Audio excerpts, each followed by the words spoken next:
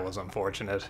New Mutants is the attempt to be, I guess, a new kind of X-Men spin-off? Except it's not really an action series anymore, it's a horror series? And they just kind of stay in this hospital and the biggest named mutant is Illyana? Like, Colossus' sister Illyana? Oh man, I did not have high hopes for this, and after seeing all the critical reviews that came out and it being a box office failure, I mean, yeah, it was during COVID and everything, but the development purgatory / development hell it's been in, being pushed back and rewritten and changed and then just kinda shoved out and saying, please enjoy, please, ? With all of that, the biggest tragedy is, it almost works.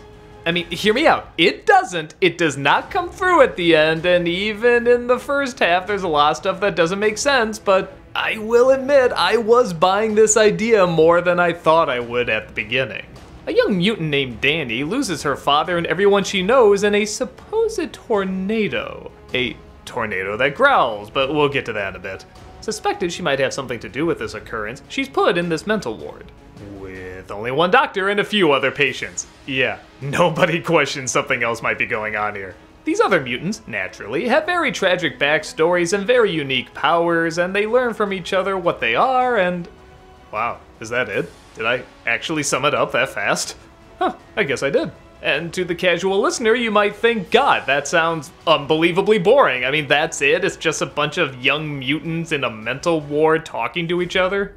Well, if you're looking for an X-Men movie, sure, and yeah, they do have little name drops here and there and some footage from Logan, which is like, what? I'm still not sure how that connected. There are some kind of supernatural things going on in the hospital that they think might be demons, which you live in a world with mutant powers. Hello, you know they're not going to be demons. What I'm getting at is, when it is just the mutants and this one doctor, it's kinda like a twisted breakfast club, and I mean that in the best way.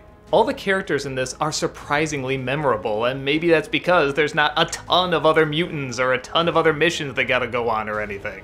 It's just them talking about their past and how they feel about stuff, and yeah, what could be going on in this mental ward, which, okay, is a little obvious, but I kinda like these stories where there's a looming threat over you and you're not entirely sure what it is, and it slowly reveals itself in bits and pieces. In movies that star angsty teenagers, I usually have to struggle to remember them, or which one had what personality. Sometimes they even look alike. I really don't have the best memory with them. But I think because the casting, the performances, and the direction was so good, I had no trouble remembering who does what their backstories are, how they feel about the other characters, and surprisingly have good chemistry. I guess that makes sense. A lot of these actors have been in material that demands really good performances, like Stranger Things, Game of Thrones, Queen's Gambit. And I kind of respected they didn't have to go from place to fight evil. I mean, yeah, I know that's what I'm looking for in an X-Men movie, but this is something a little different. And if you're gonna win me over with something that's really different, win me over with it. Go all the way in, and for the most part, it does for a while. Sure, sometimes it's a little choppy and there are plot holes that don't add up, but if you stopped the movie halfway through and asked me if I wanted to finish it, I would say yes. I wanted to know what was gonna happen to these characters. But sadly, the movie does continue, and there has to be some payoff to what the supernatural stuff happening around them is.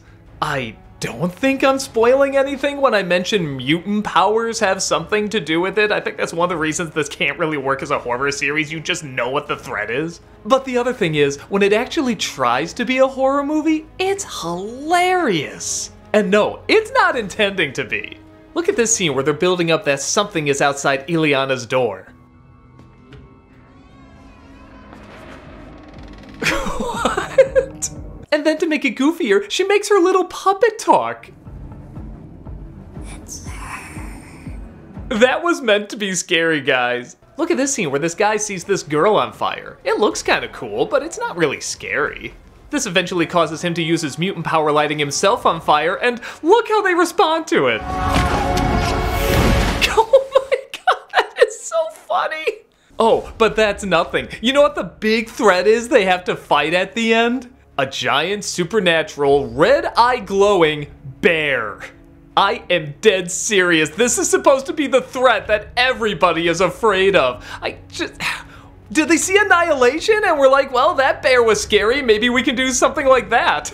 And then it doesn't help that they had to use their mutant powers to defeat it, and it kind of goes back to being a generic comic book movie, but most of the film was not a generic comic book movie. It was like this psychological thriller, and you found out about these people, and there was almost no action in it at all, and suddenly there's flips and kicks and beams, and I mean, come on, man, clearly these don't go. Had the film possessed a sense of humor like the It movies did, you know, like, yeah, sometimes they're scary, sometimes they're not, but even if they're not, it's kind of funny, maybe this could have worked.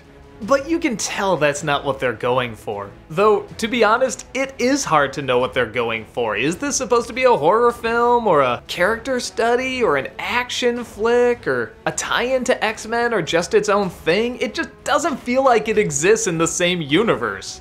But I can't ignore that first half where I really like listening to these people. It reminds me a lot of the second Avengers movie. You remember that one scene where they're at the party and they're just kind of talking, and then the action happens and they have to stop Ultron, and that stuff was okay. But I kind of just wanted to watch them at the party the whole time, like that would be entertaining enough. The first half of this movie is kind of like that. I like listening to these people. I like hearing what their issues are, and I like seeing how they interact off of one another. Unlike Avengers 2, it isn't just one short scene, it's half the movie. But also unlike Avengers 2, instead of the action being at least fun, it's giant bear. Giant bear, come on, say that without laughing. So okay, do I recommend this movie? I guess it depends on what you're going to tolerate. I'll admit, I don't regret seeing it. I do really like these actors, and I like seeing them talk. I know that sounds strange, but just seeing them talk is actually very entertaining for me. I mean, they're just really good at it. I also kind of like the buildup of what's going on. I think the scariest scene is just looking at this computer screen saying what's happening, and what's to be done about it, and who's to be terminated. There's something really eerie about that. But when it has to be a comic book movie or a horror film or whatever, it's not very good. If you're one of those glass half full people that says, yeah, I would like to see half a movie that's pretty decent and interesting, I would say check this out. But if you're one of those people that says they want a good product from beginning to end, these mutants aren't gonna be that new for very long.